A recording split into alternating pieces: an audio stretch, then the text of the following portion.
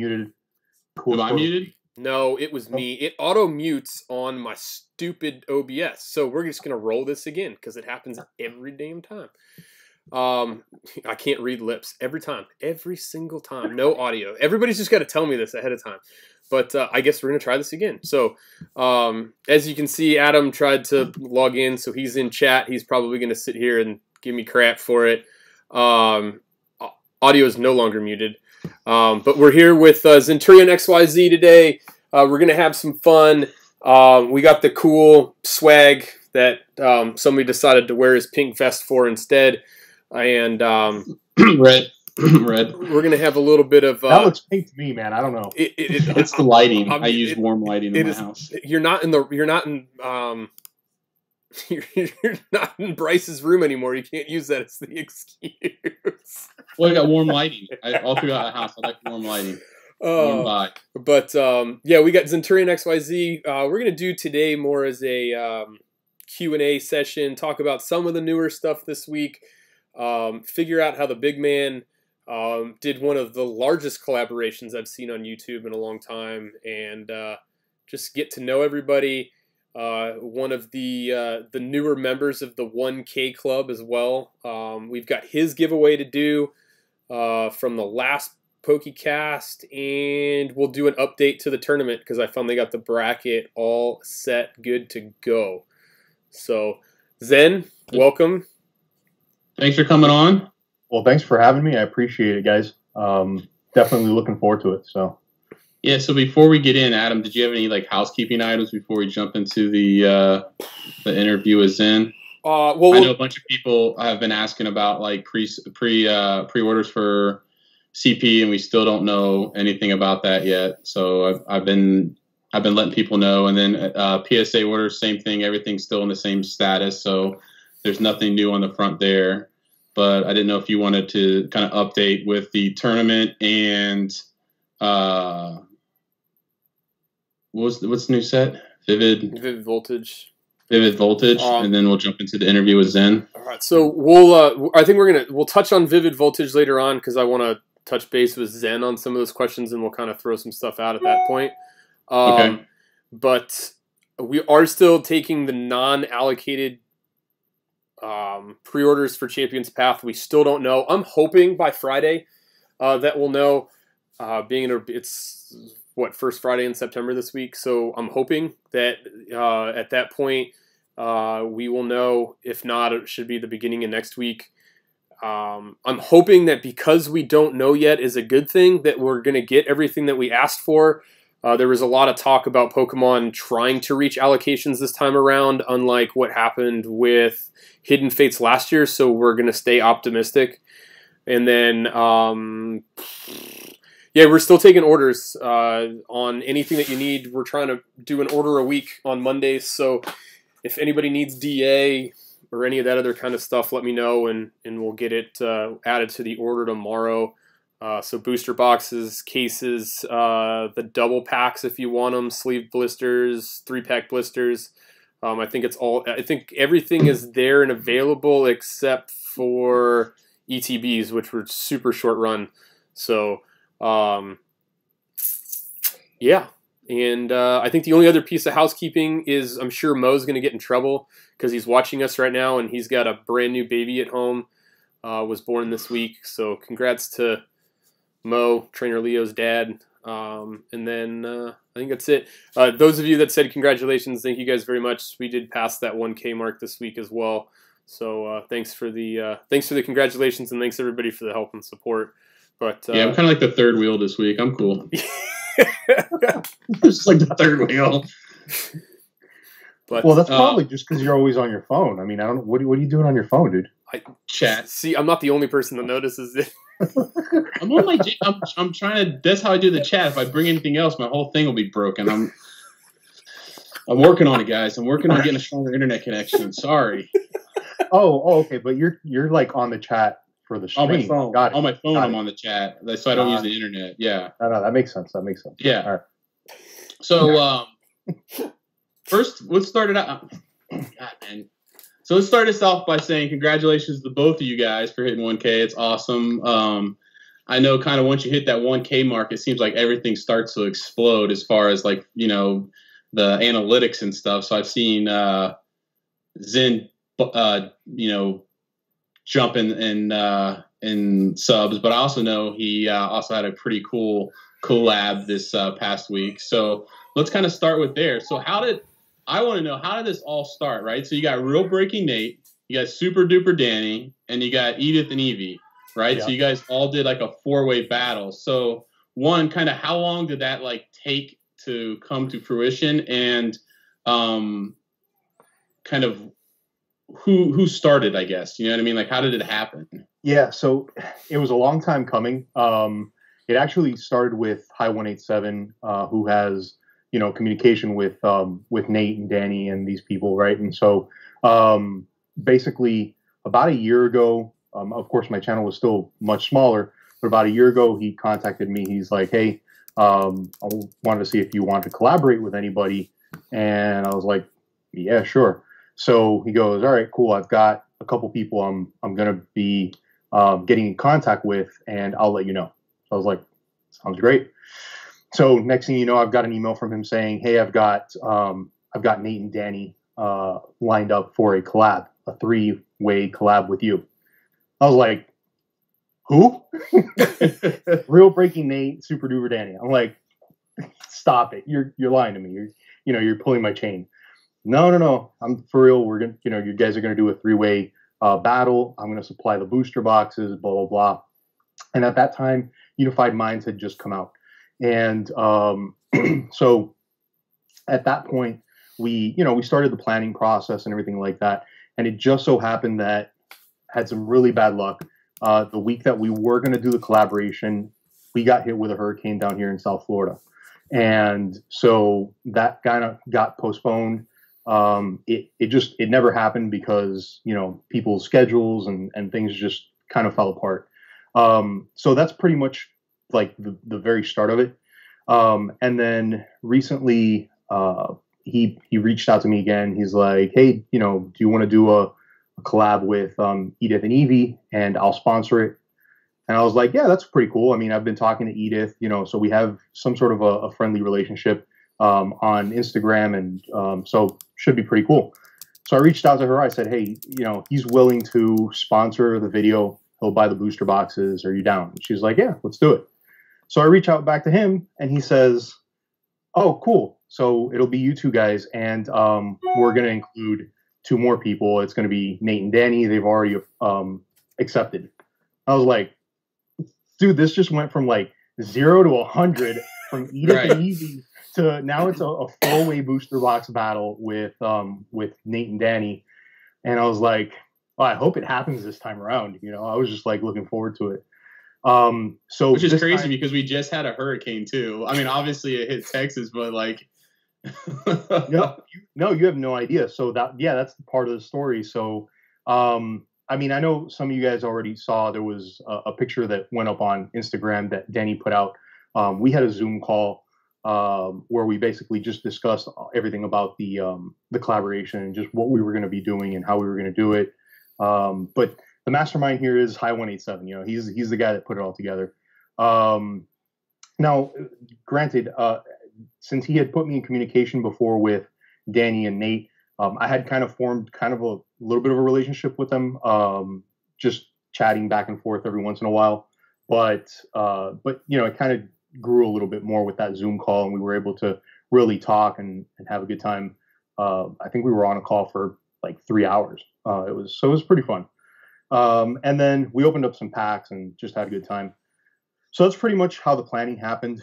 And so we set a date this time. We set a date, and I was like, this is perfect. We've got it. It's going to happen. And then we've got this hurricane coming. And I'm just like, no, are you kidding me? Like, this cannot happen again. And so I'm telling them, guys, I'm going to record my video on the weekend before this hurricane because it was supposed to be coming to South Florida.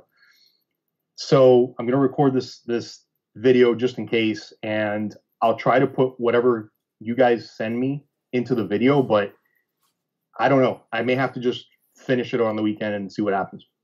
Well, luckily that hurricane didn't hit us. so we were good, and so we were able to do the full collaboration without any issues there. But my biggest worry was, you know, getting the video done, and then on top of that, not having power afterwards, because we lose power here with, like, you know, 2-mile-an-hour winds, so it's kind of stupid. But yeah, that's pretty much how it happened. It was pretty cool. So for us, so for those in the chat that don't really know Hi187, who is this guy, right? So who is this guy? Because we know you've talked about him before in your videos, and he's sponsored stuff, and he kind of pulled this whole thing together. Who is he? I mean, for those that know, does he have certain social media that he's on? And kind of how did you guys kind of come in contact, and how did you become, you know, friends? Right.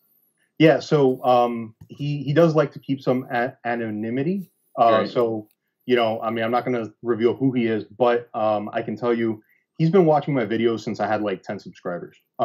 He found me because I guess he saw one of my thumbnails early on when I was doing Unbroken Bonds, and I had bought an entire case of Unbroken Bonds booster boxes. And like, he literally goes, I thought you were just, you know, a high roller with, you know, you were just going to open up an entire case of booster boxes. And he was like, I wanted to watch that. So right.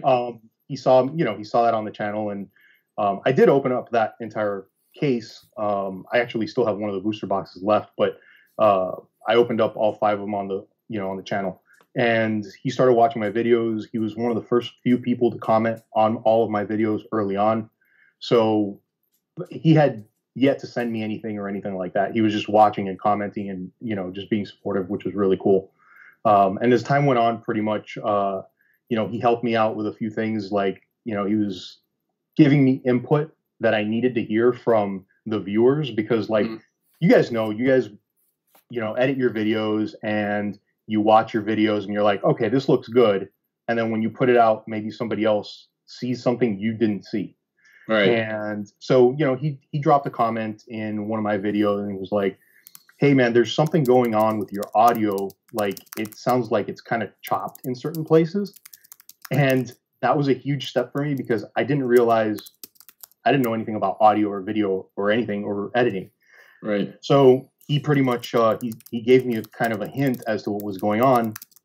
And I was actually not detaching my audio from my video. And when I would cut my video, you know, to switch camera angles, because I had 3 cameras at the time. Right. I was cutting my audio. And so it gave that little choppy, you know, split little jump. Yeah.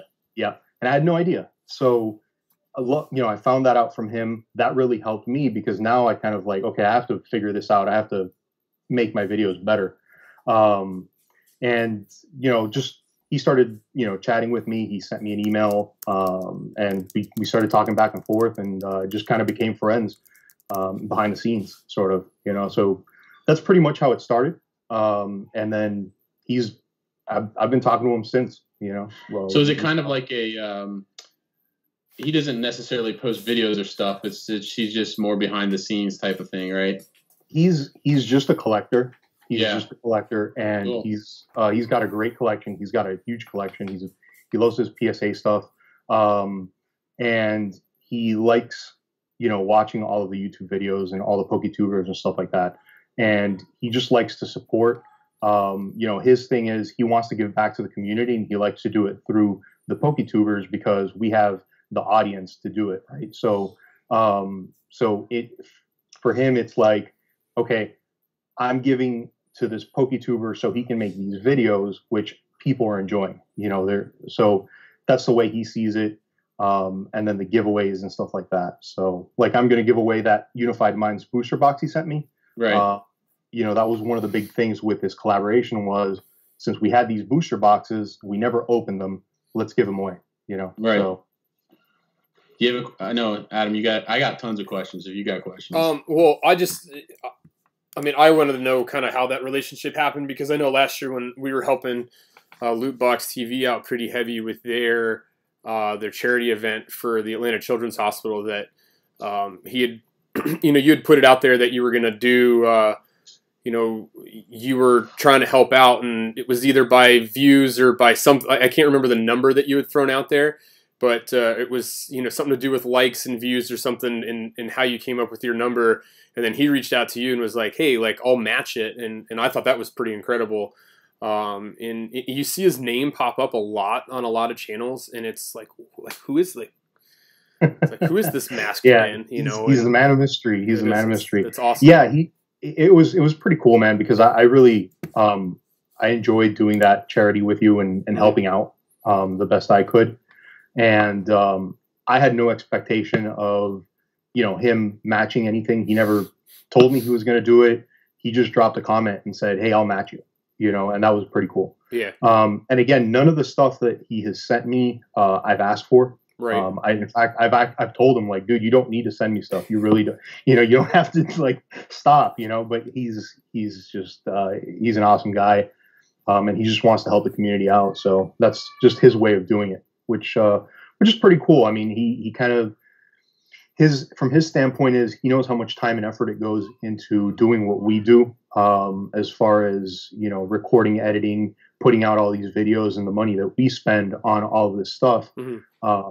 Because ultimately, like, if I was just doing it for me, if I was just opening, you know, Pokemon cards, I'd probably open a few packs here and there. I wouldn't be opening as much as I open, right? Right. So that's the big thing for him. He kind of just wants to give back and help out any way he can. So another question, or another kind of, I guess, so like in the chat that or anybody that's going to watch this, you know, they'll be from people from, and I guess this is almost for Adam too, is you have people that have under 100 subs and all the way up to 1,000, right? And it seems like once you kind of get to that 1,000 mark, you kind of explode. I mean, I don't know if it's oh my God, if I can talk, the analytics, the way that, yeah, the analytics, what, the algorithm, yeah. However, like YouTube kind of like once you're sponsored and monetized and stuff, it's like an all new ball game as far as like getting your content out there to people to see. But so from when you first started to now, what have you seen like as your like biggest growth as far as like a channel? Like, cause you know, like you see people go back and like watch their first video ever, and you're like, oh my God, or like reacting to their first video ever, you know, you're like in your mom's basement and you're like, you know, you have your iPhone on a box. You still do that. What's that? Uh-oh. Well, I know. I also laughed too when Zen was like, you know, so you know how when you're editing, and I'm thinking to myself, but no. So like, what was the journey like? You know what I mean? Like, so what was like the biggest hurdles to kind of get to 1,000? And, you know, what are some of the like challenges along the way that you kind of came, because this goes for like both of you guys, right? Because you kind of both just hit that benchmark. So like first starting up, you know, a lot of people say it's always hard to get your first 100. And then after that, it's like, what was the most difficult, or was there times where you're like, man, I'm not going anywhere. Like, how can I kind of move this forward? I feel like I'm stuck in, you know, quicksand or whatever. So like this kind of just describe the journeys from like 1 to like where you're at now. Yeah. So I guess for me, like you said, the first 100 were the hardest. Those were just absolutely the hardest to get views, the hardest to get any traction whatsoever. You know, I made, I don't know, maybe 20 videos before I even got a comment. You know, because like, yeah, you get maybe a few views, you get maybe 15, 20 views, but really nobody comments on your video. So you have no feedback from the community. You don't know what's going on. You're just making videos and hoping that something sticks, right? So those first 100 were like really the hardest. After that, I would say once I got to around 300-400, I started gaining subs a little bit faster. But every once in a while, like I would just stall. And it was the craziest thing, like not doing anything different, not doing, you know, nothing's changed, but I just hit a wall, you know? And so I think I hit a wall probably around 700 or 800 subs again.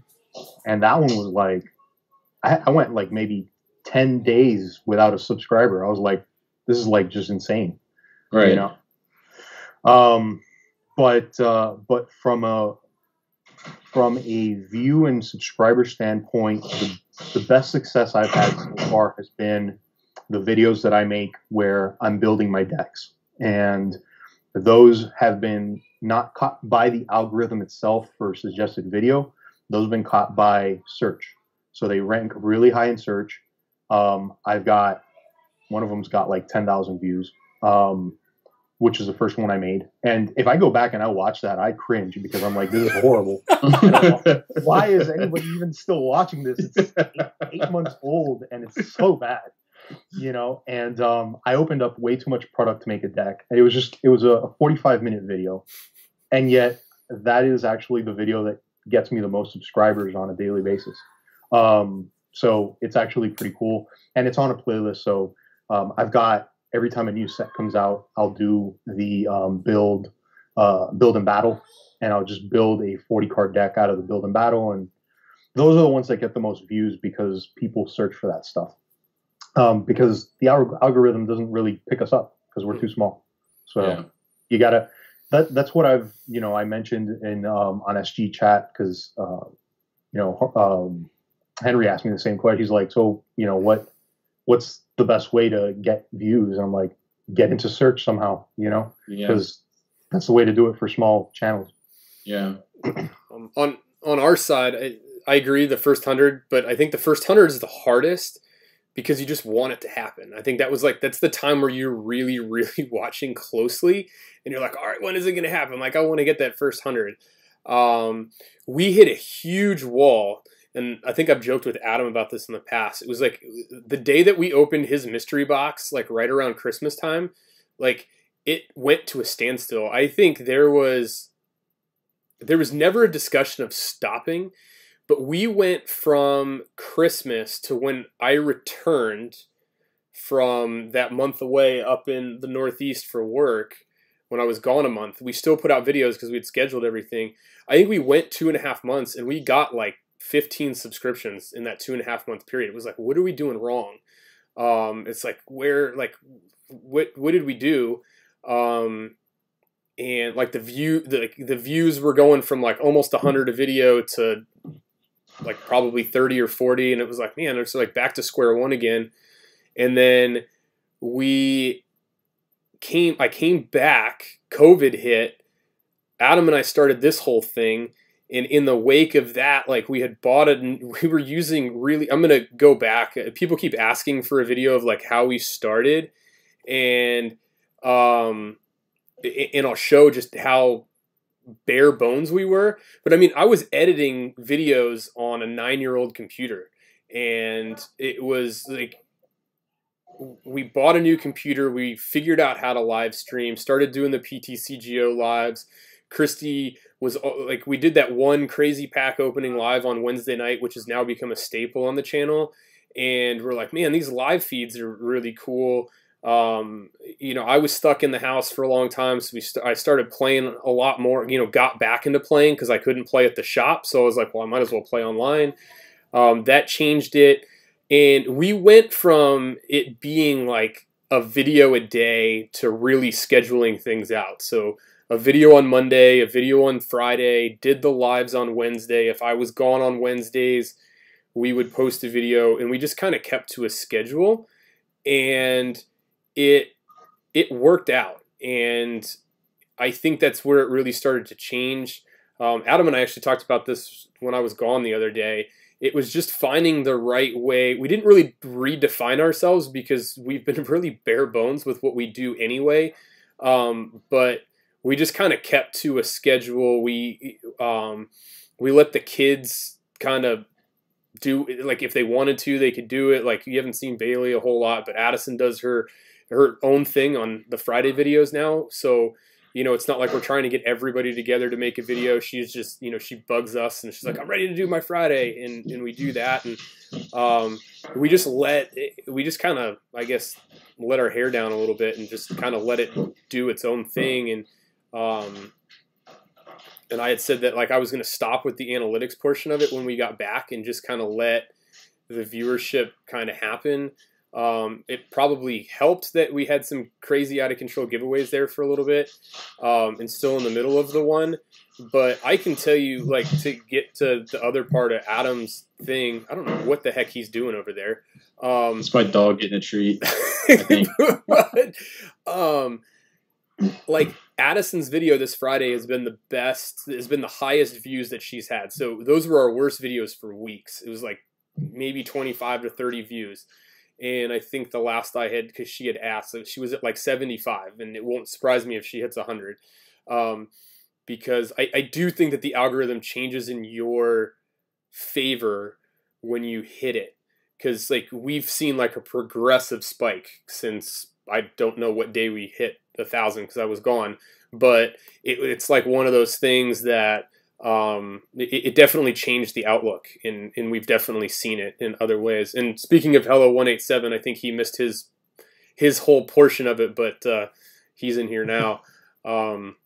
But how important do you guys think lives are? Do you know what I mean? Because it seems like a lot of lives have happened. Do you know? Like I don't know necessarily when it kind of happened, but maybe it's like, let's just say 2 months ago. But it seems like a lot of people do lives, and is that just geared towards kind of getting that to that 4,000, hours watch thing, or do you think generally lives are just better than putting out a video? What are your guys' take? Like, Zen, what's your take? I mean, I know you have started to do some, and I know a lot of people, at least like that are in our Twitter chat and stuff like that, they're talking about, we've never done it before. I want to kind of get into it, and maybe what is your advice? And then like, what did you, when you started doing lives, what was your initial like thought behind, all right, let me start doing some lives?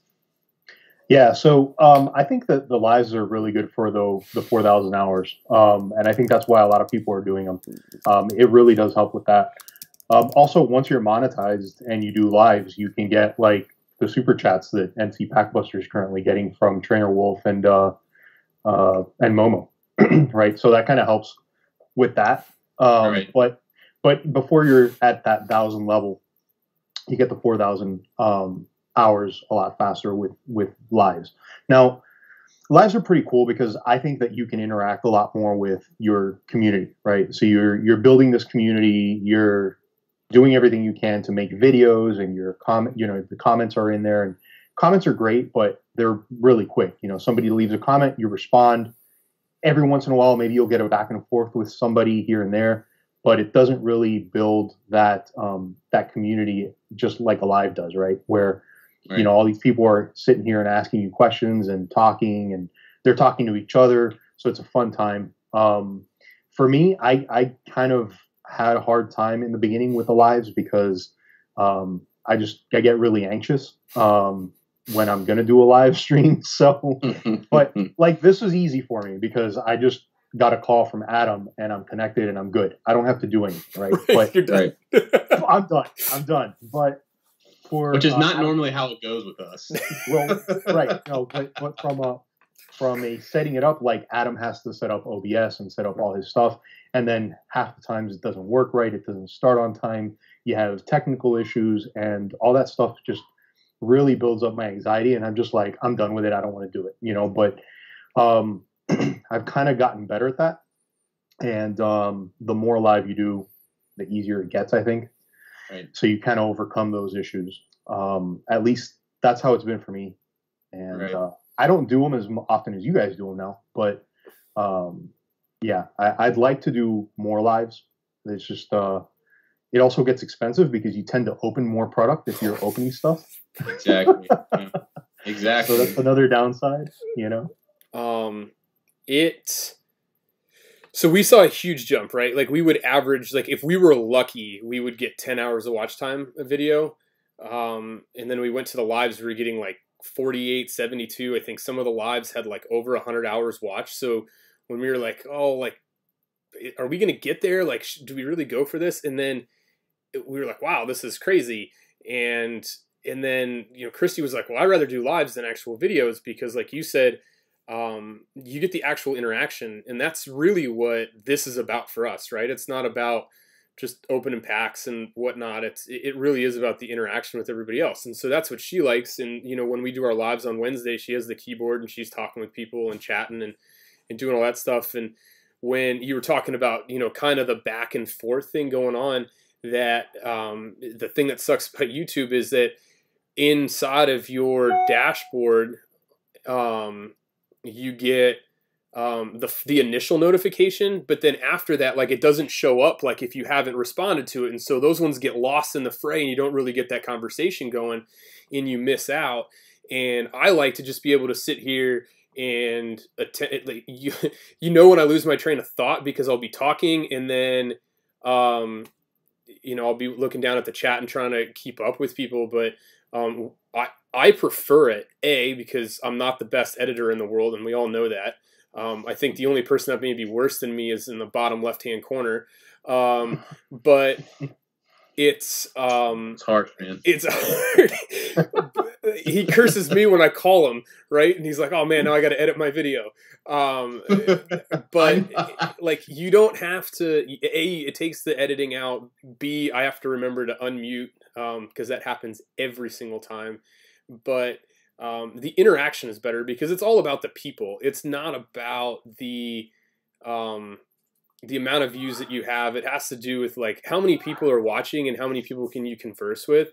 And then on top of that, like, especially during the Wednesday lives, like, and during these, like, especially when, like, Adam is talking, I'll go back and I'll start reading, and there's full-blown conversations happening between people, and you're like, man, I didn't even think of that.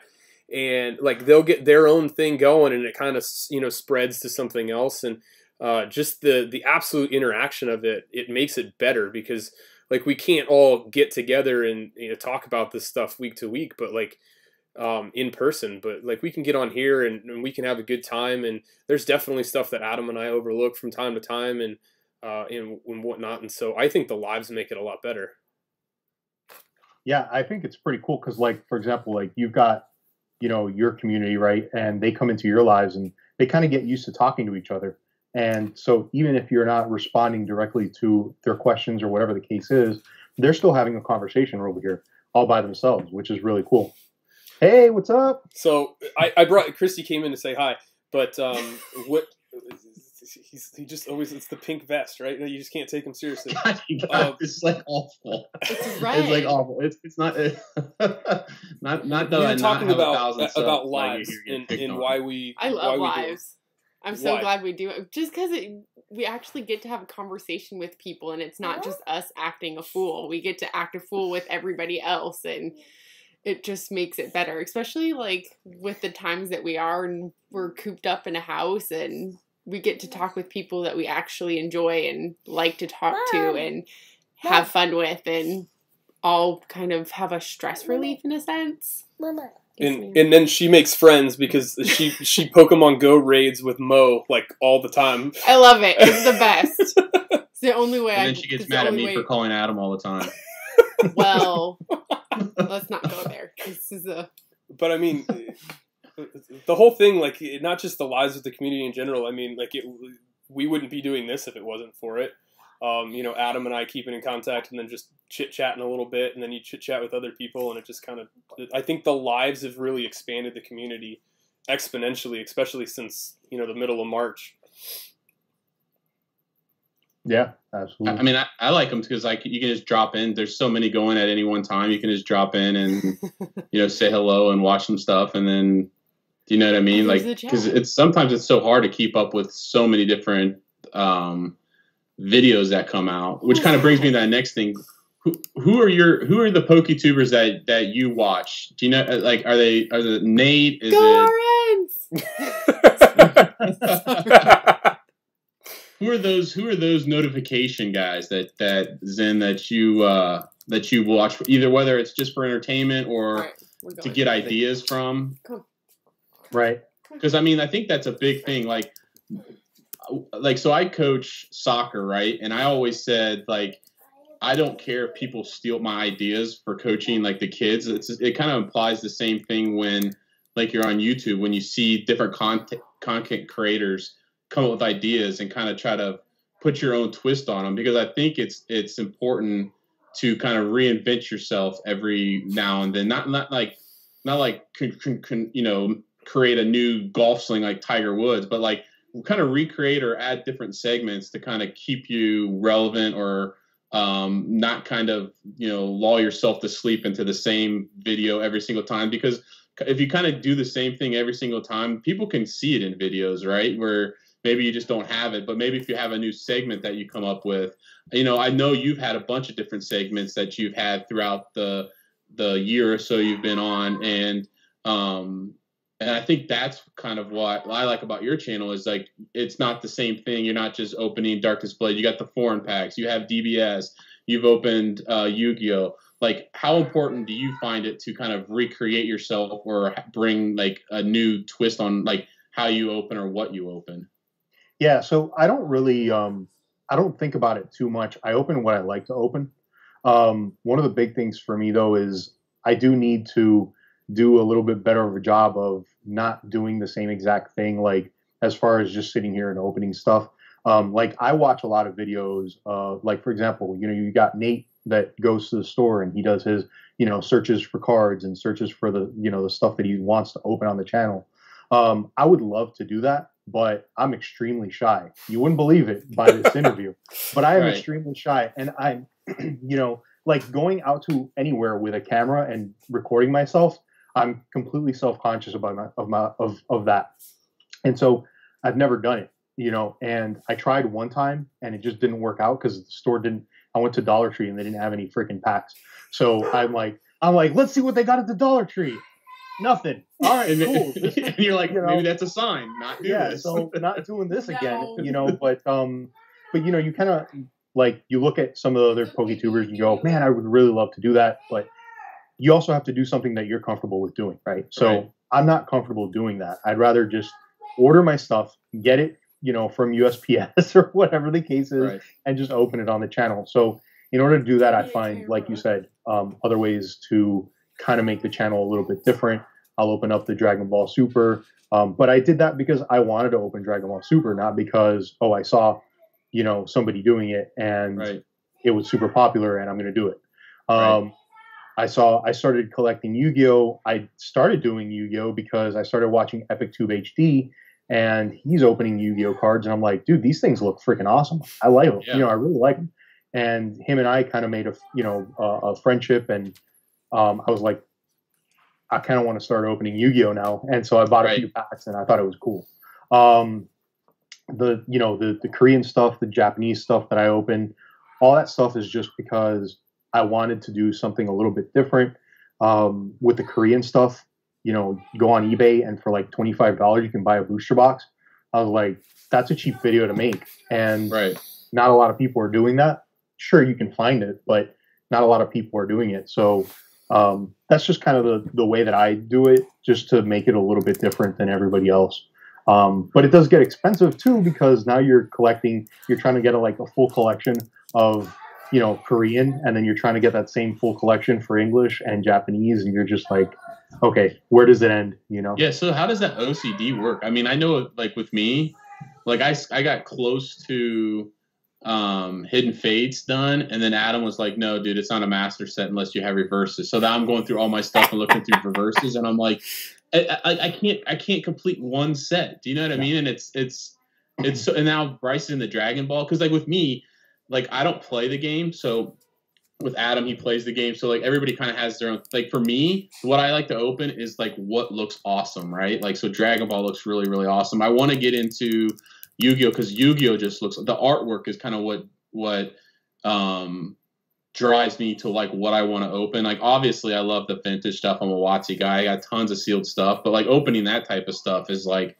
it costs so much, you know what I mean? And I'm always a type of person that, unlike Adam and Christy, I like keeping stuff sealed, right? So, hey man, if you're gonna dig on me on my editing, I'm gonna dig on you in the fact that you have like an opening issue, and the fact that like that I got so much Darkness Ablaze and I started opening up so much made me like almost sick that I was like every night I was just opening stuff. But no, like I like the artwork. The artwork kind of like drives me to kind of what I like to open. Do you know what I mean? Because I remember when we first opened Dragon Ball, I was like, every card I thought was worth like $100 just because like it's like, you know, like it has gold flake. I mean, like all the cards, you're like, holy cow, this card has to, like, if this was a Pokemon card, this card would be worth like this would be the pool.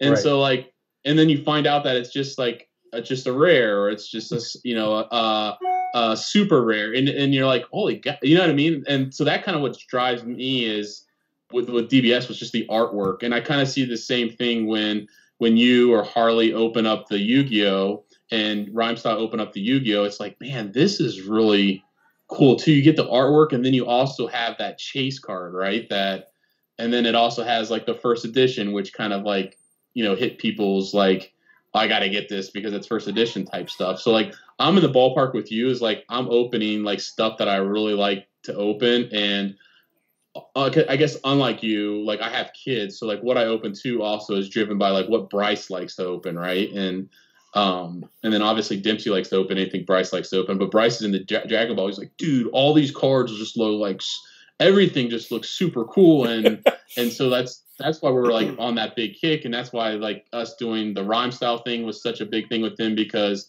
he's always like Dragon Ball, the cartoon. He's like, oh my God, they have cards. And so, you know, that kind of what drove us to like Dragon Ball. But I'm with you. Like, it's just the artwork. Because like all the stuff I grew up with, all that stuff is so expensive. So nowadays it's like, what drives me nowadays is just the artwork and obviously the collectability, right? Like the chase to get the chase card, but to kind of like follow that up is like being able to, if you don't get that chase card, to look at good artwork. And I think that's kind of what Pokemon's doing right now, is all their, at least with Sword and Shield, I mean, it's even before so, but like the artwork is just amazing on these cards. Even the full arts with all the color and all the detail. I think right now is kind of Pokemon is like kind of hitting their stride with the artwork on their cards. But I'm with you, like that. Open what you want to open, but I do like when I think TCG Funhouse is doing stuff where they kind of go out and do like the budget battles and stuff. But I like that. I like going out there. But I know with my sailor mouth and the way my kids behave, I could never go to Target with the camera. There would be so much editing going on where I'm just like wringing my kids' necks for like, especially like with Dempsey, you know what I mean? So it's like, I would like to do that too, but like I would be self-conscious, like, oh my God, like I'm like, people are looking at me yelling at a kid, and I'm like trying to record like me picking up packs. So I'm like in the same boat. Like I like just opening it with Bryce and like seeing his excitement and stuff like that.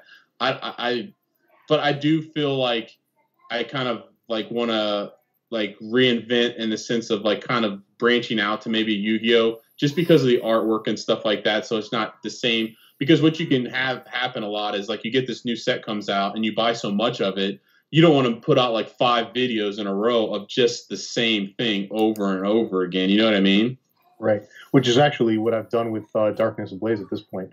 But I think the fact that you, with Crystal, you just did that. I thought that was a brilliant, and I think I put a comment in your video, is that was really cool. It was like this 2-part live pack battle where like the scores were there. You guys interacted at the same time instead of saying, hey, you know, good luck on your pools. You were actually having a pack battle live with each other. And I don't know if I've ever seen that. And but I think that's a way that you kind of went out there and kind of like redefined a channel or found something different without going outside, but like you came out with something new. I thought it was awesome. Yeah. So actually, let me touch base on that real quick, because that was actually her idea. And the funny thing about it is that this is something that I've wanted to do for a very long time. In fact, I've had conversations with a Grumpy Charizard about it. I was like, dude, I really want to do a pack battle, but I want to do it where it's like a real live pack battle somehow. Right. We just never got around to doing it, and I didn't know how to logistically make it happen at that time. But it was something that I really wanted to do. And I started talking to Crystal some time ago when, you know, I started seeing some of her posts on Instagram, and I was like, you know, this is really cool. She's doing a lot of stuff I'm doing. She's opening a lot of the foreign stuff that I'm doing, and even more that I can't even get my hands on. And she's gotten her hands on that stuff. So I was like, this is really cool. So I started talking to her, and we decided to do the collaboration. It's funny because I actually thought it was going to be just a regular pack battle.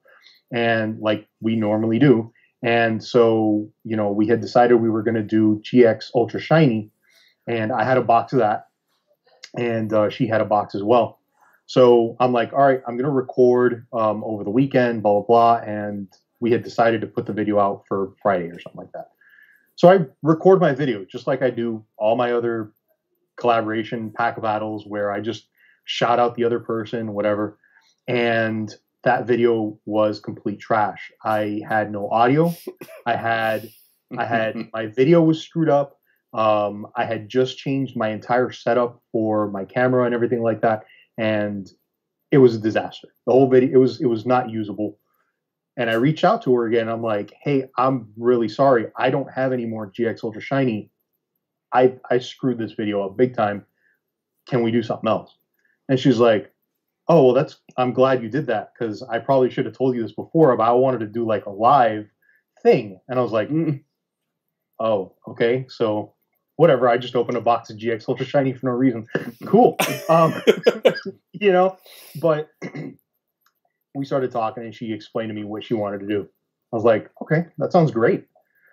So we did it, and it was pretty interesting. It was like we did our own recordings, just kind of like you would do your recording for your video, but we actually had a Zoom call going at the same time, so she could see my pulls, I could see her pulls. We were just looking into like the usual, like I'm looking at the camera now, whereas I had her kind of on the side, and so I was getting the reaction from watching her opening, and she was watching my opening as well. But we were actually recording like we normally would record our videos. So that's how we ended up doing it. And there was like 3 cameras involved. You know, you had your card cam, your face cam, and then the camera we were using for the Zoom call. So it was pretty interesting. Yeah, I enjoyed it. I know Adam's got a bunch he has to catch up on because he's been out of it, but I really enjoyed that. It's just a new twist on stuff. You know what I mean? You see it and you're like, oh, all right. And you sit down and you're like, wow, this is actually pretty cool. Yeah, and she had done that before. I think she had a collaboration before that with Grace Pokemon, I think it was. And they did something very similar to that, where it was a live, you know, back and forth. So for ours, we decided to do 10 packs, each of us. And we did 2 videos. So we did one on my channel, one on her channel, 2 completely different videos. So as opposed to the usual, you know, just, hey, go check out this other person and see what they opened, we did 2 full, you know, 10-pack openings during that, you know, the Zoom call. So it was pretty cool. Yeah. I know I keep asking all the questions. Adam, you got something? I know you got something. I know I saw in the video people were asking about the merch. We did get shirts. In cups. And it took me about like, I don't know, it took me like 5 minnes into my conversation. I'm like, oh my God, we got shirts. Where's my shirt? Yeah, they got dropped. In a box. They got dropped off today. I know you're just talking about the reinventing and doing new things, and I think I talked to Adam and we talked about it since, and I think I touched base with Zen a little bit. Like since we started the LLC, and packs are a little bit more plentiful than usual because you know, we're getting them for cheaper and whatnot. Like I had Andrew talk me into doing that video with those basketball cards, and I'd like to do that once a week if I could. I thought it was awesome. Yeah. And you know, sports cards are just really hard to find and whatnot, but you know, it'd be nice to get one of those out a week and just do something a little bit different, because just the 20 small packs that I opened in that one video was great, and it was different, and and the more and more it's bad, because the more and more I see like these new Magic the Gathering products, especially that what is it, that whatever the newest one is, it's like $150 for those boxes, like those small boxes, the Double Masters, I think is what it's called.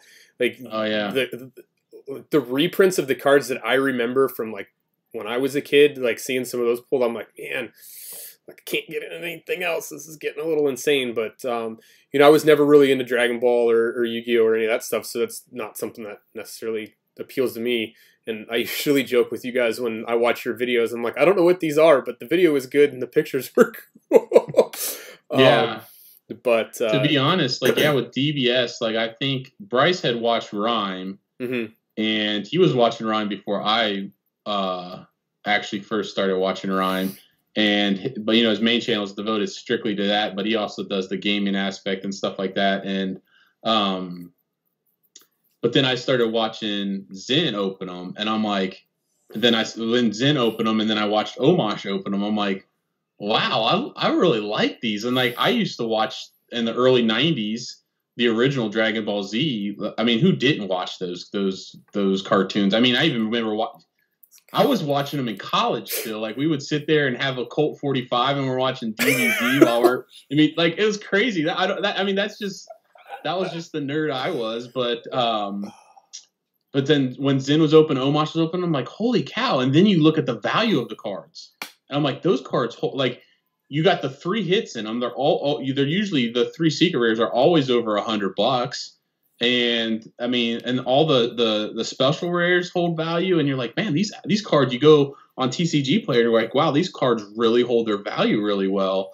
And not to mention that even the rares have great artwork, and so that's kind of how I got into that. But yeah, I'm always kind of like, I guess, especially now, like when you're kind of cooped up, I'm always thinking, like, what's the next thing? You know what I mean? Like, I really enjoy watching the sports cards when Loot does it. I mean, obviously, he's opening stuff that, you know, we can never open, like $1,500 boxes of sports cards and stuff. But it's still cool when he opens up, you know, a signature thing, and it's from, you know, Elgin Baylor, and you're like, holy cow, he's still signing cards, and do you know what I mean? Like, so.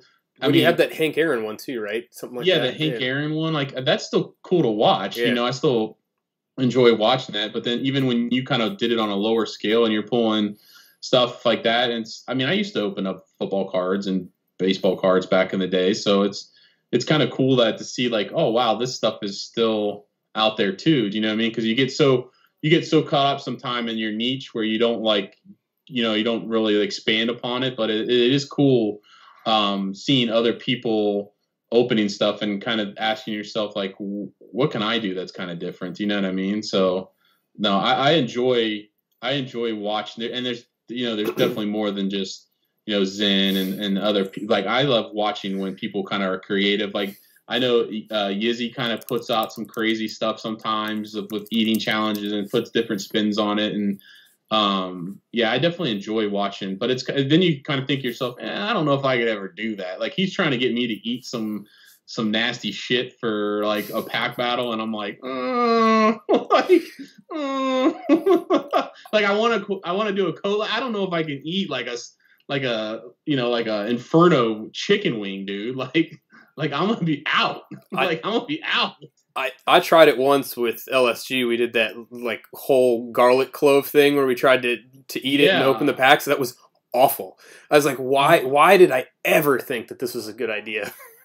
Yeah. I was like, Bryce and I want to do a collab, like, but I don't want to be like, you know, seeing who can down, like, the world's hottest pizza or the world's hottest wing, or like, who can eat this pepper. Like, you should have done the egg challenge. Well, Bryce is allergic to eggs. Oh. Like, Bryce watched me. He's like, well, I couldn't do that. I'd die. I'm like, oh, you're right. You're right. Oh, man. But yeah, so we got to think of something. He keeps shooting out ideas, so we got to think of something. But one question what's that? I'm saying Yizzy does some pretty good stuff. Like, our videos are interesting. You know, they're fun to watch just because of, like, all the craziness he does. But yeah, but he's great at editing and the cameras, and, like, he does a really good job with, like, the clarity of his audio, and, like, I picked his brain a few times just trying to figure out my stuff, and whether I actually followed through on any of those suggestions he's done is another thing. But he is really, really knowledgeable when it comes to lighting and video and editing. I don't necessarily think, like, it's like you see it, like you see it in his videos, but there's, like, even as clear as and good as his videos are, he has even more knowledge than you even see in his videos. Right. One question I did want to ask, if Adam doesn't have another one, is I want to know how you procured your jungle box.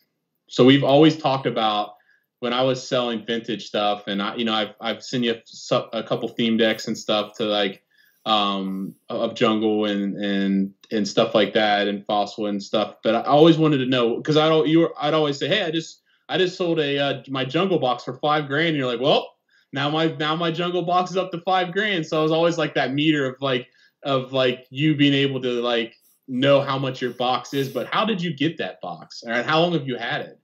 So I've had the box maybe 8 months, 7, 8 months, maybe. I lose track of time. Actually, you had it longer than that.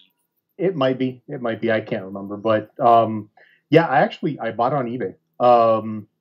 I was looking for a jungle box or any WotC box that I could get my hands on at a decent price, and a decent price was like 1,700 at the time. Yeah. Which I didn't really want to pull the trigger on it, but they were going for a little more. And this one was 1,700, and most of the ones I were seeing was close to 2,000. The box is pretty much mint. It's got like just one tiny little like itty bitty thing on one of the edges. So it's almost a mint box, you know. And I was just like, okay, well, let me see, you know, if I can get this down anymore. I couldn't get the price down anymore, but the guy did actually send me some Japanese packs and some Chinese packs as well for the 1,700. So, but I talked to him. I went back and forth with him a few times, and I looked at his eBay, and it was like, okay, he doesn't have any other Pokemon stuff on here. It was just the jungle box and one other item. And I mean, he was just pretty much explaining to me, look, you know, my son collected them. He's, you know, he kept these boxes sealed. He's no longer interested in the stuff, and I'm just trying to sell it. It's been, you know, they've just been sitting in a closet in the acrylic box for however long. He's like, I'm not a collector. I don't have any other stuff for sale. It's Pokemon. I just need to, you know, get rid of this box and a couple of other things. So I was like, so you swooped in right before the bubble burst too, then. Yeah. So I was like, okay, you know what? I'm going to pull the trigger on it. And he sent me a ton of pictures. I was like, I want pictures of every angle, you know, because it's $1,700. I'm like, exactly. On eBay, I'm like, I don't know, man. Yeah. But he seemed pretty legit. And so I pulled the trigger on it and I bought it. And dude, this thing came in a box. I mean, I have an opening for it. I did a video. But this thing came in a box, like wrapped unbelievably. Like I was unwrapping this thing for days, you know. Yeah. It was just crazy. And he's like, look, I'm gonna throw in the acrylic box, and I'll throw in these other packs and stuff like that. So it worked out for me. Yeah, that's pretty much it. And I'm like, I don't know if I should sell or not. Probably just hold on to it for as long as I can and see what happens, see where it goes with the price. But so is that your favorite? What's your favorite like WotC set? Is that your favorite set, or that just happened to be the right box at the right time? That was the right box at the right time. Yeah. If I could have bought a base set box, I would have bought a base set box. Yeah. That was just completely out of my price range. I was like, it's not going to happen. My other option was Team Rocket, but at the same time, I was looking at both of the sets. And ultimately, Jungle just has more cards that are more valuable than Team Rocket does. Even though the boxes are valued around the same, the contents of the boxes of what's inside, you know, you have a better chance at something better with Jungle. So, yeah, it's the value of a Jungle box is spread more evenly through the hollows, as far as because they're either harder to grade or they have.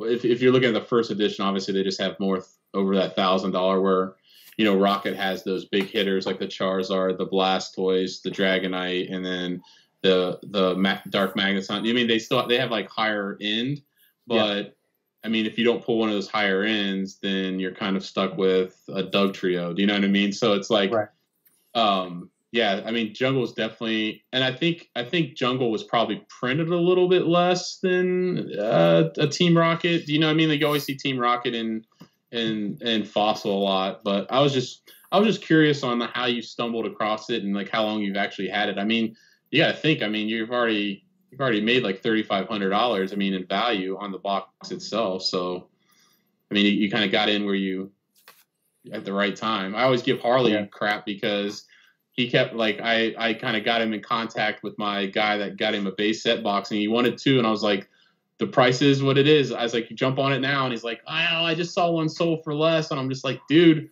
get it now. And then like by the time he actually did buy it, like he could have the mark. That was right when the market was like a box was going up $500 a week, like it was crazy, and but he at least got one. But yeah, I was just curious to see when I'll have to go back and actually look at your videos and watch some of your old stuff of you unboxing that. It's pretty cool.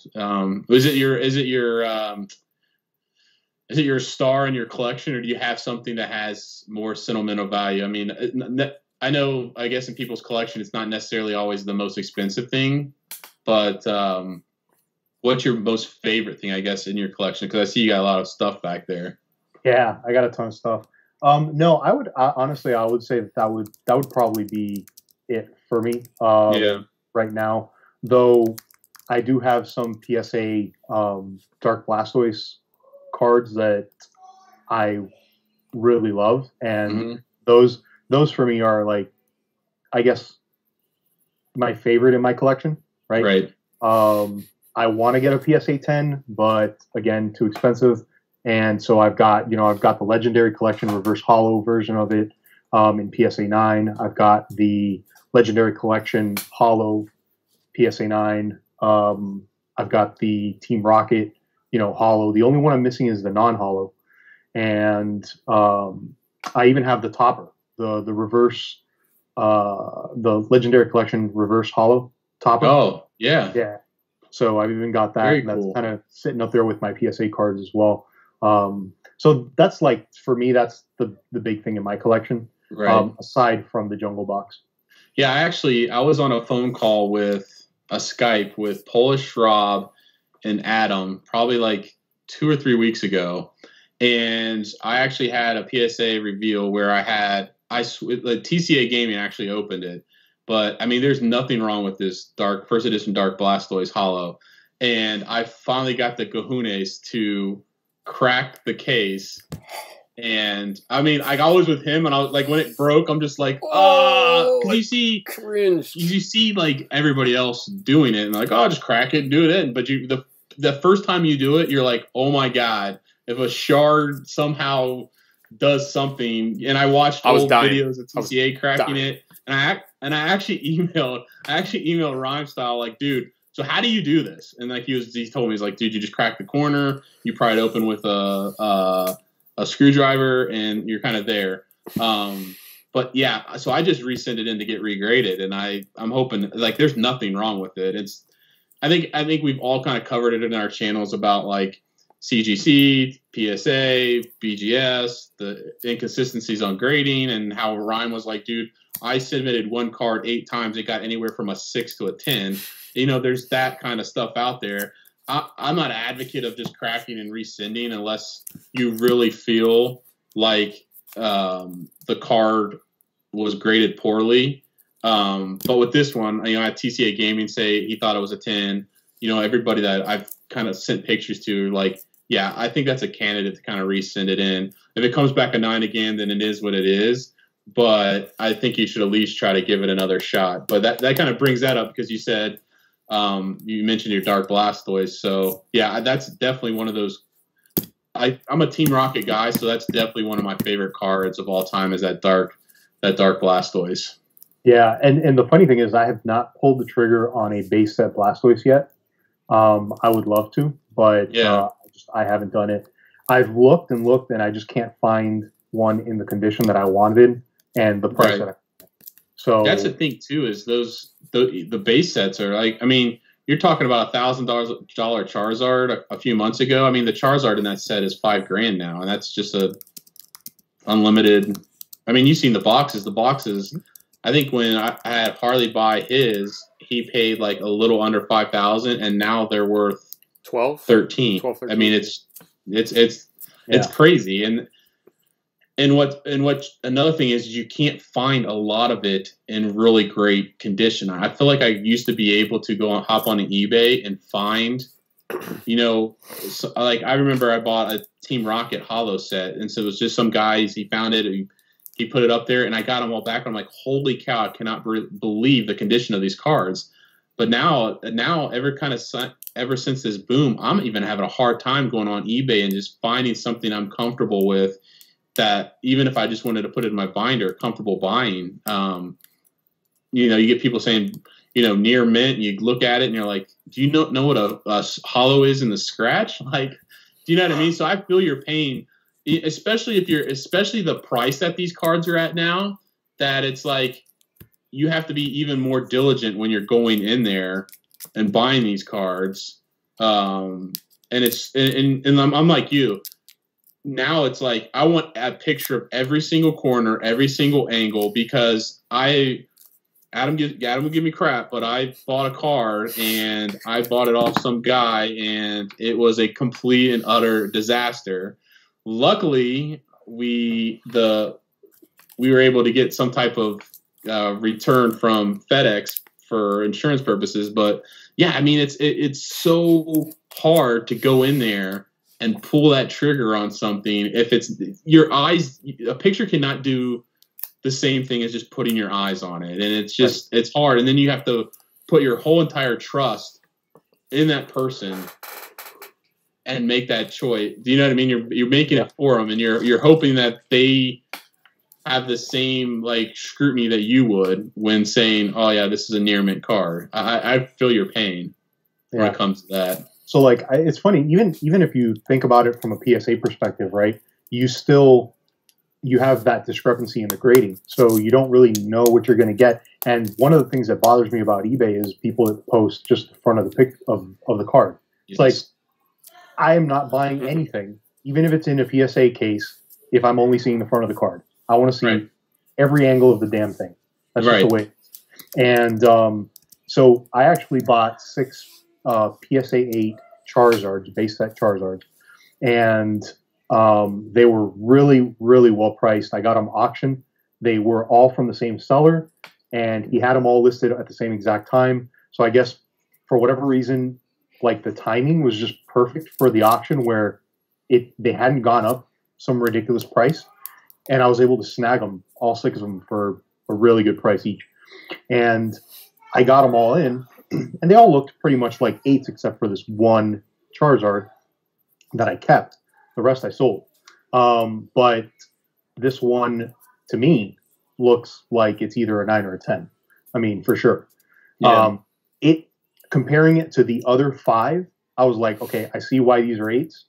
I do not see why this is an 8, period. Right. And so that one's in my collection right now. And I've thought about maybe cracking it open and resending it, but I'm just scared to do that. I'm like, I don't know. What if it comes back as something, like a 7, or my whole up my card, and right.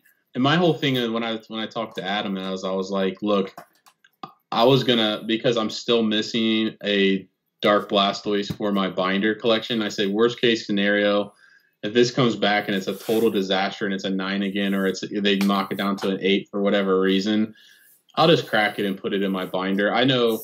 I think Loot Box has actually done that before, where he buys like 9s and he cracks them and puts them in for binders, for binder cards and stuff like that. So a lot of the times I remember him talking in one of his videos saying, like, it's hard to judge raw cards on eBay. So when the market wasn't like what it was now, it was, I mean, you could buy a 9 for dirt cheap.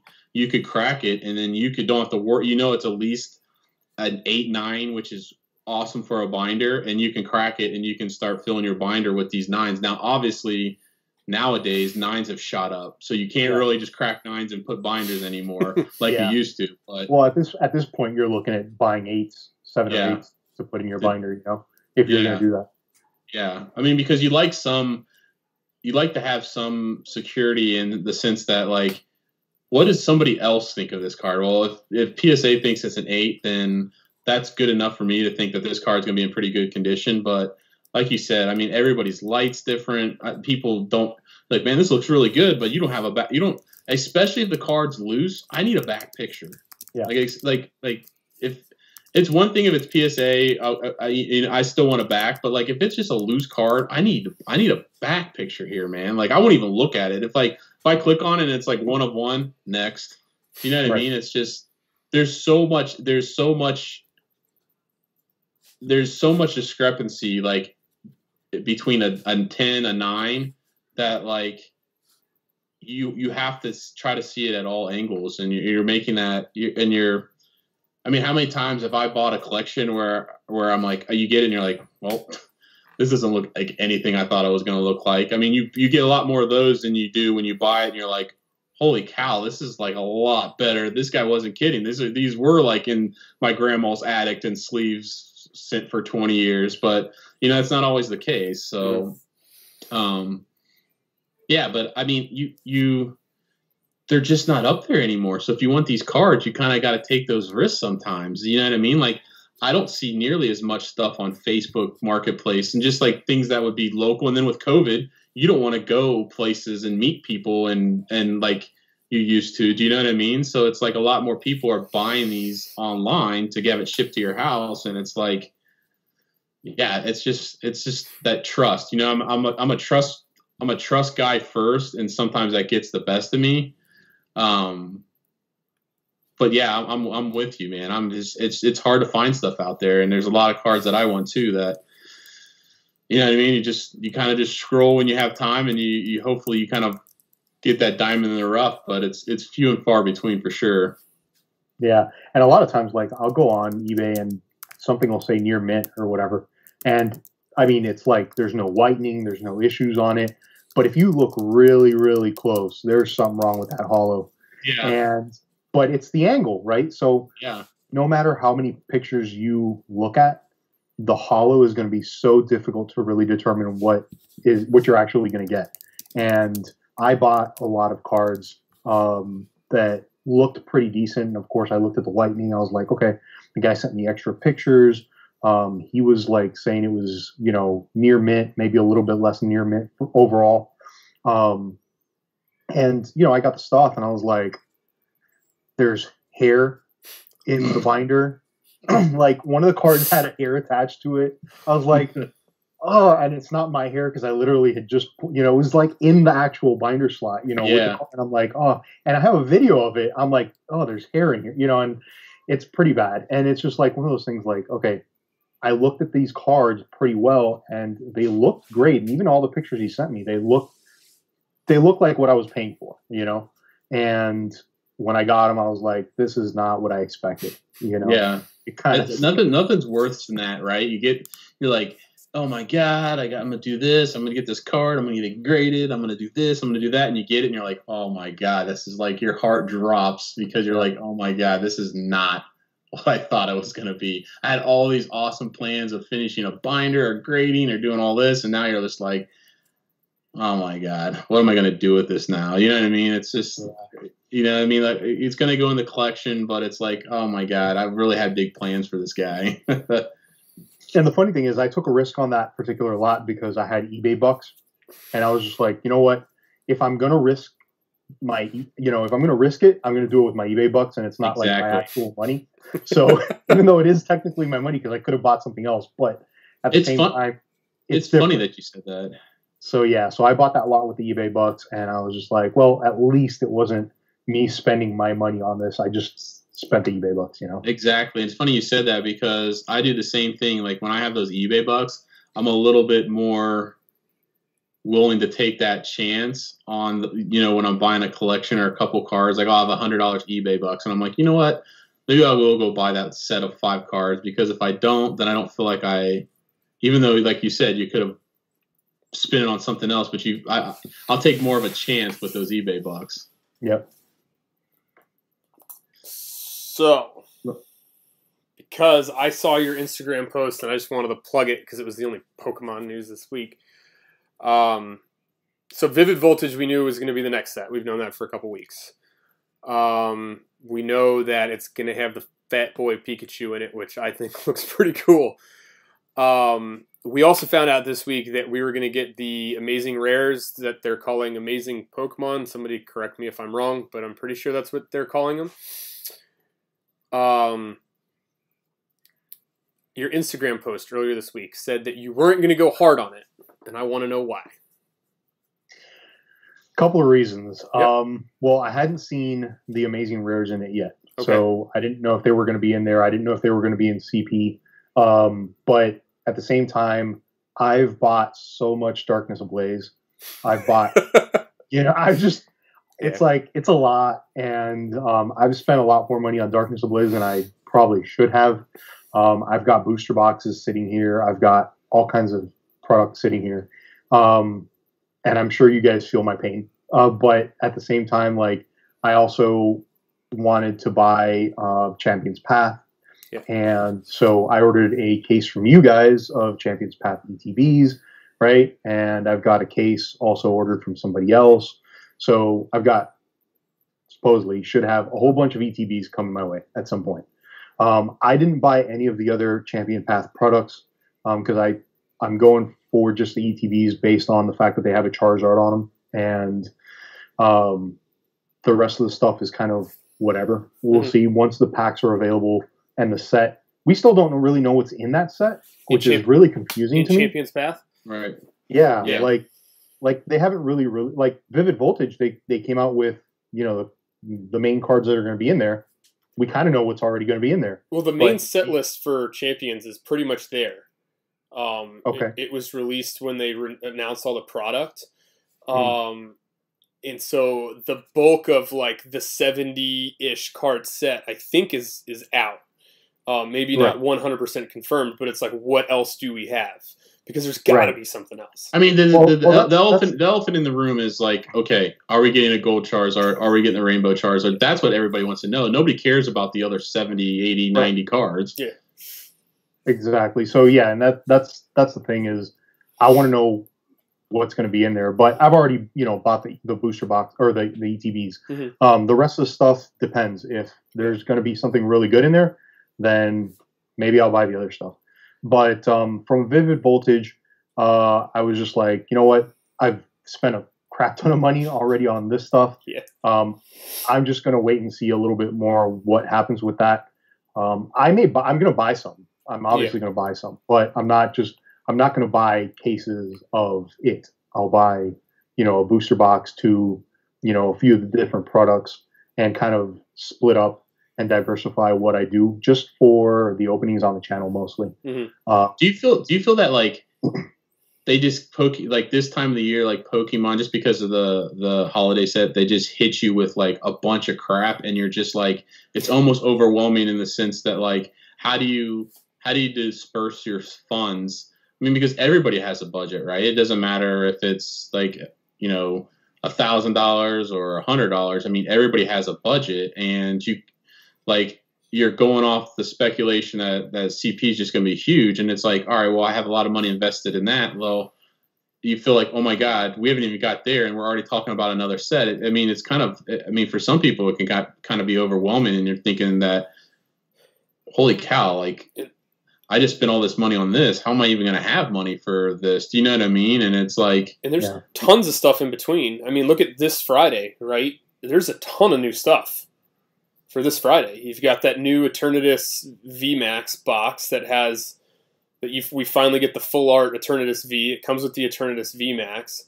And then you have, what is it, the Eevee V and the Pikachu V and the Eternatus V tins come out Friday as well. So like there's a ton of stuff. It was like everybody's gonna want the Eevee one. So like there's just more. I think they're $25 a piece MSRP. Same thing with the Pikachu one. Like here we go. Like now you've got all this other stuff that you want to chase at the same time. It's just tough this time of year. It happened last year too. It just got insane. Because I think it was about this time last year that they started releasing in the middle of.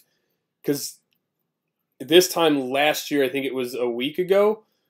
Friday was when Hidden Fates had released, because it released in August, and then we got the tag team, the tins, like the Pikachu and Zekrom tins. Those started, flooding out and stuff like that. So I think we just get inundated with a lot of extra product right now. Yeah, I feel like Pokemon like really puts a lot more emphasis on the stuff that comes out around this time of the year. Because if you look at like Sword and Shield and Rebel Clash, they were all right. Yeah. I mean, they had some nice cards. I mean, don't get me wrong, they had nice cards, but they weren't anything like what we're getting now, right? Yeah. And you I feel like Rebel Clash, you're like, man, we've had Rebel Clash been out forever. When are we going to get something new? And then all of a sudden you're like, man, I want to hold up. Let's see what's in CP before I even start thinking of another set. Yeah. Right. And that's the whole thing. And everything's coming out at the same time. And that's what happens with Hidden Fates. You had Unified Minds, which was actually a really good set in my opinion. And that died out really quick because then you had Hidden Fates come out and Hidden Fates just blew up. And then you had Cosmic Eclipse, which in my opinion is an amazing set. Yeah. You know, but those two sets just got eclipsed by Hidden Fates. And this year we have a Hidden Fates re-release in September.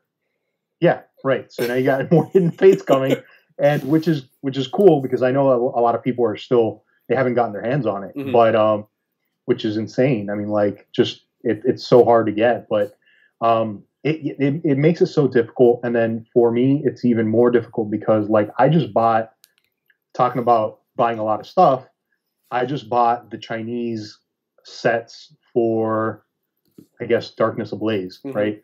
The first, for the Chinese boxes, it's the first 4 sets of Sword and Shield, kind of. So what they do is they combine all the sets. So it's got, Darkness Ablaze in it and all the other stuff before it. So, and I believe it also has the amazing rares in it, which is really cool because I get that. But I bought 4 boxes. They split the sets up, set A and set B, and I bought 4 boxes of each one. Those are $90 a pop when you do shipping. Like add the shipping to it. So at this point, it's like, okay, do I really want to go hard on this other set that's going to come out just because I've already spent so much money on this, and this? You know what I mean? And that's the only reason. I mean, I'll probably buy some stuff from Vivid Voltage, or I may just try and buy the cards that I want to buy and just have a couple things for the channel to open up. But that's probably where I'm going to go with it. Yeah, go with Harley. I don't think that the whole Shiny Vault was released until like right before release last year, and so I think that's what we're all kind of hanging on for. That are they going, because the Poke Beach isn't the end all be all, right? But they're the ones that are tapped into Pokemon International itself, right? So generally, when they find out, it's directly from the horse's mouth. And there was a release, a month and a half ago or so, when they first said, what the name of the set was, that we were going to get the Tag All-Stars cards that we had missed from before. So I think we are still kind of hanging on. Like the subset thing went really, really well last year. Like, what are we missing? So are we going to get those cards, and then that Charizard, not just the gold Reshazard, but are we going to get the pregnant lady again? Because like, why would they put it on the ETB? So I think that's really what we're all holding on to, right? And us from a pre-order standpoint, is everybody wants the ETBs right now, and we've taken pre-orders for every other product, including loose packs, and nobody really wants it. But I think that that's going to be where the explosion happens, is once those, like, if the subset happens, and I think it would be a huge miss if they didn't. Like, that's when everyone's going to be like, oh man, I should have got on this earlier. Well, but I also think. Go ahead. Oh, sorry. The way I see it is, if Pokemon does not put a VMAX Charizard in there of some sort, that's going to be the biggest scam Pokemon has ever created. Yeah. Because it's on the ETB. It's never happened, right? I think every ETB has had a card in the set. Yeah. So, I mean, that's why I bought 2 cases of those damn things. Right. If they don't put a freaking Charizard VMAX in there of some sort, there's going to be a lot of pissed off people. That's all that's. Well, I even think with pre-orders with us, I even think as much as we've pre-ordered, there's still people that are holding money just waiting. I think once it's released, once say an alternate VMAX Charizard is released, then it's going to go even more crazy, because I think people bought it and they pre-ordered it thinking that there's going to be it in. Like, so someone will buy a case, but they really want 2, but they don't know yet. But so everybody's kind of doing this balancing act because we just bought all this Darkness Ablaze thinking there's going to be a Rainbow Charizard and there wasn't. Are they going to kind of do this again? Like we're kind of just, you know what I mean, waiting. I want more confirmation before I buy a bunch of this stuff, but people still are buying it because now it's on the ETB. But I think once it's released, I think you're going to see people scrambling everywhere to kind of like pre-order this stuff that haven't already pre-ordered it. And then what I think with us as like kind of like what we're selling, I think what's going to explode is the loose packs. I think people are going to buy a bunch of the loose packs because for me, I don't necessarily want the box and all the stuff that comes with. Just give me it's going to, what's going to end up happening. It's going to be like, I mean, who doesn't have 10 Charizard promos, 10 Gyarados 10 Gyarados promos, 20 Raichu promos? You know, who doesn't have that? Everybody has that, right? So like I think what they're going to want is just packs and packs and packs because they're gonna be like the one thing that is pre-selling really well are the ETBs. Everybody wants it. It has a sure thing in it. It has the pink/purple Charizard in it. Like so, everybody at least if they dog us again, which I don't think they will, at least they know that they're getting that purple Charizard. Yeah. But I think once we're known what's in it, I think that's when it kind of is gonna get kind of crazy, and then you're not even thinking of Vivid Voltage at this point. You're just thinking like, how can I get my more hands on more of this stuff? Mm-hmm. Right. Yeah. So. Exactly. Another set that's coming out now, and this is on Japanese side, is Shiny V. Yeah. So we're going to get some more shinies, and when that comes to the U.S., that's going to be huge, probably, depending on what cards they make shiny. Because I mean, the big Blastoise. Huh? We're getting the big Blastoise, right? Yeah, we should probably be getting a Blastoise in that one, Venusaur as well. Mm-hmm. I think those are coming out in starter decks, like I think the Ultra Rares or whatever. Yeah. Those are coming out in starter decks, but I'm assuming they're going to be shiny as well, so that's going to be huge. Yeah. So you want to? I've already bought a few of those. Yeah. Pre-ordered those, so. Yeah, we're anxious to see like how much we get because we want to know how much we get, if that makes sense. Like, we want to know how much we get so that we know how much we get because I know Adam and I want to open a bunch of it too when we hear what we want to hear and what's going to be in it. Yeah, we don't. I'm hoping to know by the end of the week what our allocations are because that really depends on like how much we get to open because we want to fulfill everybody else's stuff first, and I'm not going to go crazy buying stuff, like trying to chase it down in town and whatnot. So it'll all kind of pan that out. But we are taking pre-orders for Vivid Voltage. That was kind of where I wanted to lead that. And it's kind of cool because they have the 2 ETBs this time around. They have the little one and then they have the big one that's, I think it's $40 and then $60 for the other one. You get the extra packs and then all those, the promos and then the extra packs in the bigger box. So I think that'll be kind of cool. It'll be something different this time around, and hopefully they don't shortchange us on those like they did the DA ETBs because those were, I mean, that was super low print on those the DA ETBs. So I think I talked to Zay ahead of time. I'm hoping that because they shortchanged everybody on DA ETBs, it was because they were printing an extra crap ton of the CP ones at the same time, and they just wanted to get those ones out instead. Right. So. Well, I can tell you right now. I mean, you can put me down for two ETBs, not 2 cases. Just 2 ETBs. Yeah, I'm not gonna go cases this time. Just 2 ETBs. You can put me down for that. I'll help you guys out with that. The big ETBs, not the small ones. Yeah. I don't care about the small ones. But yeah, you want to get into Zen's giveaway? Does anybody in the comments have any questions? We've kind of, I know we said we were going to keep this to 90 minutes, but we've lost track of that one. So while everybody's doing the talking about that, I'll pop up the giveaway and we'll go from there. Let's see here. Goodness gracious. I lost it. All right, here we go. I set it all up. It was #BigZen.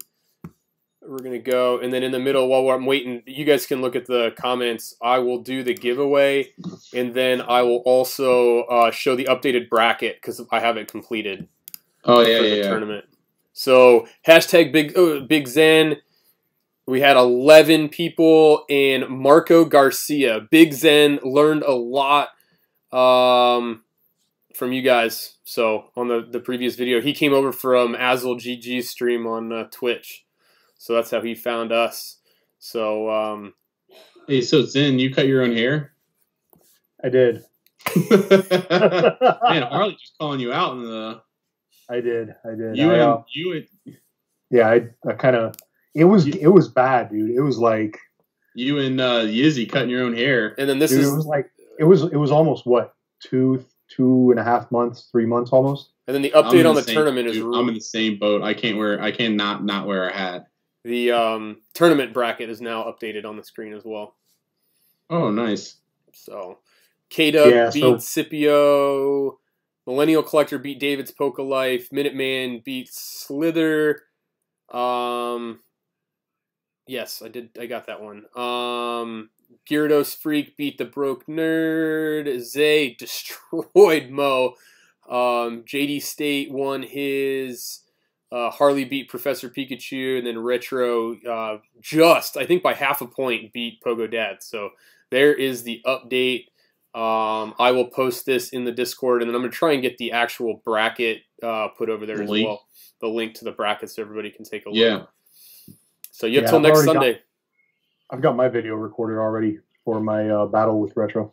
Oh, nice. Cool. Nice. Yeah. That should be a good one. Run this giveaway. Or did you already? I did it already. Yeah. Oh, did you? Who won the giveaway? It was a new person, Marco Garcia. He came over from we got a huge shout out last week from Azul GG stream. He's a big time player. And so he gave us a huge shout out, and he came over from that. So that's how he found us. Very cool. He make sure you get the one that you have the card, so make sure he gets a hold of you and you get it sent out to him. Will do. And now I got us back up. But so yeah, I just want to give a big shout out to Zen for stopping by today. I think at least hope everybody kind of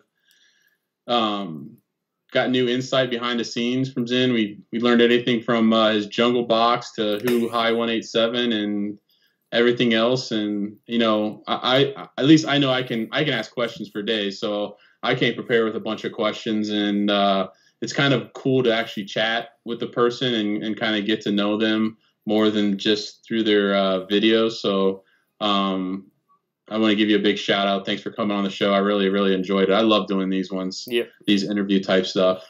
So I appreciate you guys having me on. I do. We can all get into this one because I think all of us have a different opinion on this. It was the only other question that was asked besides the haircut. Jay Avila asked that they see people buy booster boxes or open them before release dates, and how do they get it?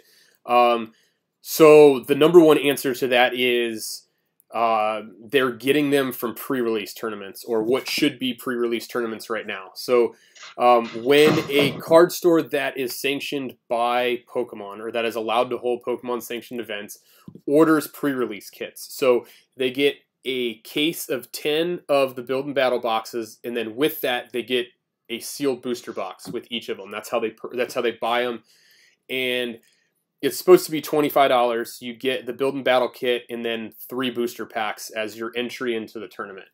And then prize support is however the shop wants to do it. Sometimes they won't give you the 3 packs. They'll filter that into prize support. But they'll get those 2 weeks before actual release.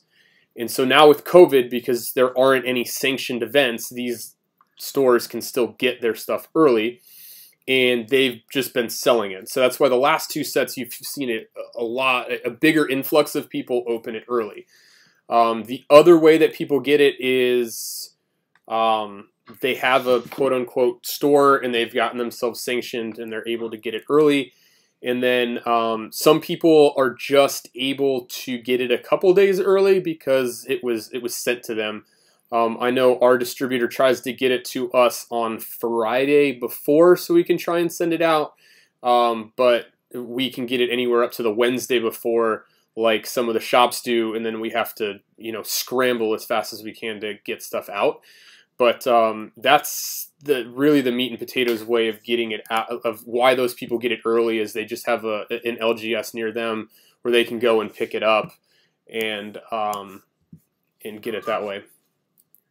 So I don't know if you guys have any other ways that you know of getting them early, but that's really the biggest, at least the last couple, because there haven't been actual pre-release tournaments and the shops were just selling their like mass product early. Yeah, I don't have any other way. I actually had a hard time getting the stuff early this year, or this last set with DA. I was able to get a couple booster boxes early, but they were just maybe a few days before what they were supposed to be the pre-release events, right? Mm-hmm.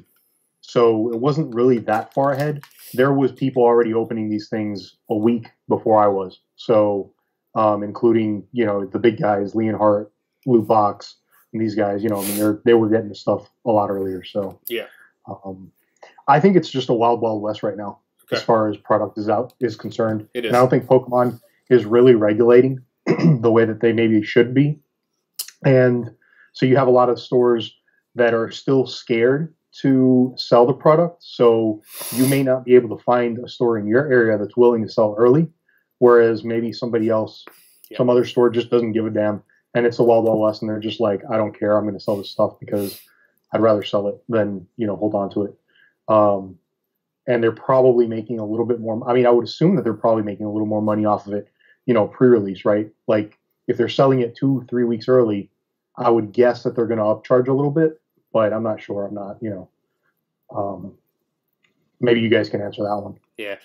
Thoughts. I'm still reading here.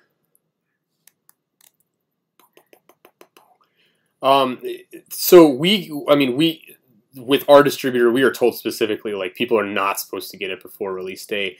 I think Pokemon does need to crack down on it, because I think it's a little bit more rampant, but I also know that there's a lot more of these startup shops like ours that actually have physical locations, and one person goes out. All you need to do is be sanctioned, right? So you have to have a judge at your store that can run the tournaments, and I think that a lot of people are going out and doing that because it's really not that hard to get the certification. And then you just have to show that, like, you have, I think the only other stipulation to it is you have to show that you have Pokemon product in the store, and you have to sell the Pokemon theme decks, and that you have a display that has Pokemon theme decks. And that's really all you need to give to Pokemon, and then they give you that authorization to buy those pre-release kits. And there's a lot of people that have these like proxy stores and whatnot that they've been able to show. And I think the last Darkness Ablaze is definitely one that I saw that like way more people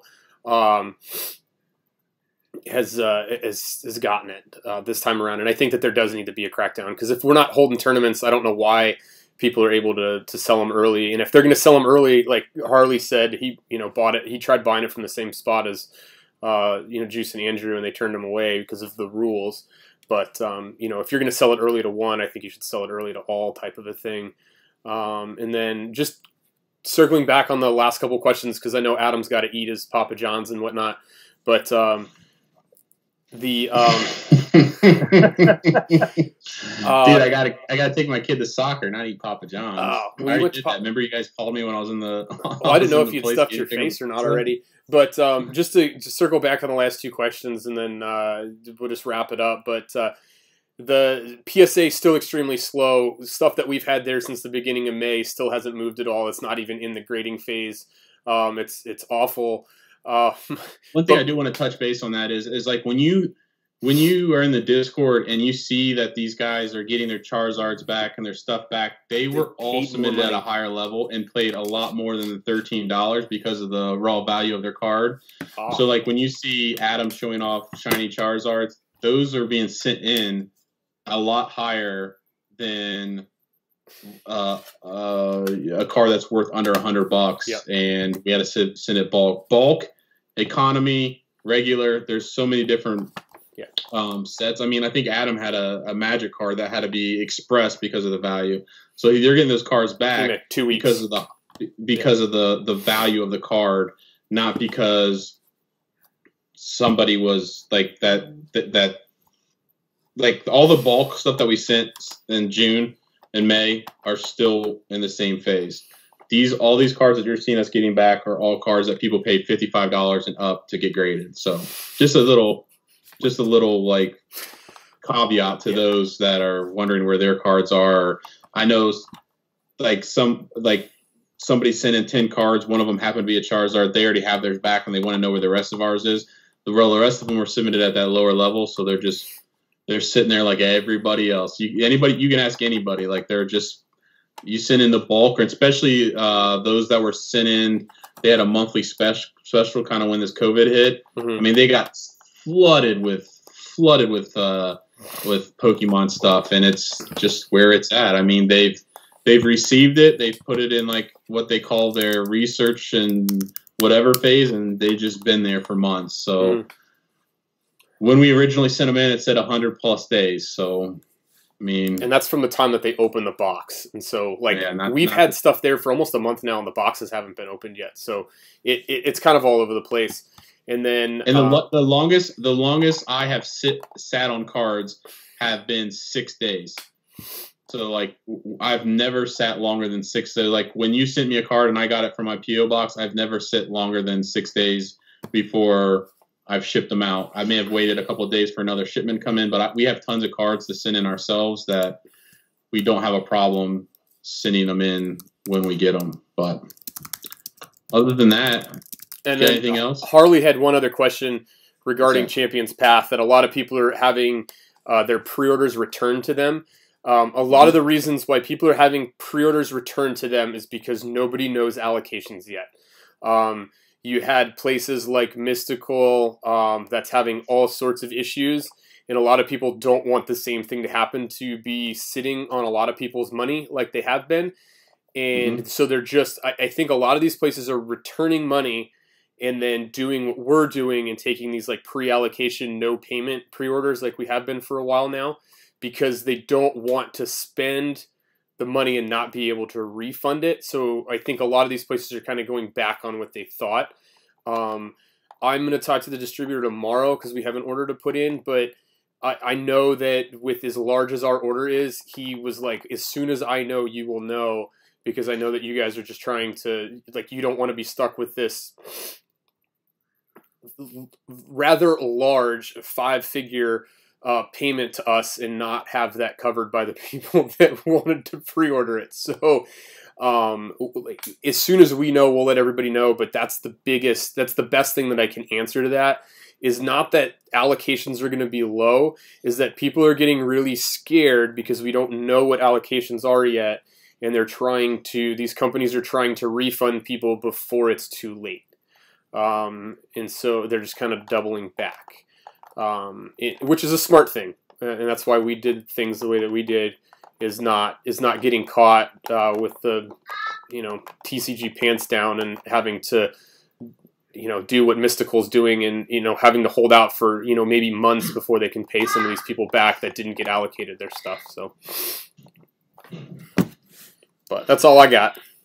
So all right, Zen. Oh, okay. I guess I was going to say I saw a question from Sudan. I didn't know if you want to. What is it? It was about that base set 2-pack that was found on in Walmart. Yeah. That was weird. That was just crazy.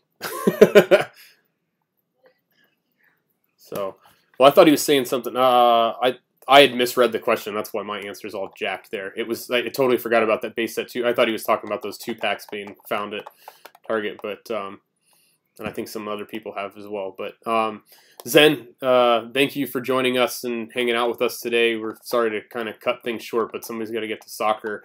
But let's be honest. Let's be honest. He's going to his second job, which is directing traffic at the airport. Oh my god! But, hey, Zen, I have something for you during your next live, buddy. Oh man! Hey, Zen, I do like how like I gave you crap in your last I think it was like your video, and then someone came in and they were like, "No, that's not what it is," and you're like, "No, he always gives me crap in every single video that he's not." Yeah. Yeah. This poor person was like, thinking you were like some mean person troll or something like that. I was like, no, you know, he's my buddy. It's okay. We're good. So I sent her your way. So yeah, check out your videos. You know. But yeah, I really appreciate it, man. Like we wanted to try this new like interview set when we have actual guests, and we couldn't think of a better person with, you know, you doing your collab you just did, and you're hitting 1,000 subs. So I think we got you at the perfect time. So I know for at least for me, very grateful that you took some time out of your day to come chat with us. Well, I appreciate you guys taking the time to do this, and you know, like every week or whenever you guys can, for the most part. But I do appreciate you guys having me on. Thank you. Go check him out. Go check him out. All his stuff will make sure when this thing is non-live that we'll link all Zen's stuff in there. Make sure you check out his collab with Edith and Evie, Super Duper Danny, and Real Breaking 8. Really cool stuff. So awesome. Thank you. Yep. Keep being you, and we will not do one next week, but hopefully the week after we will have it. So that'll be the Sunday before Champions Path, I guess, is out. So hopefully we'll have a lot more answers. But yeah, we'll be back then. We won't have one next Sunday, but hopefully the week after. So all right, guys. Till next time. All right, later, everybody. See you guys.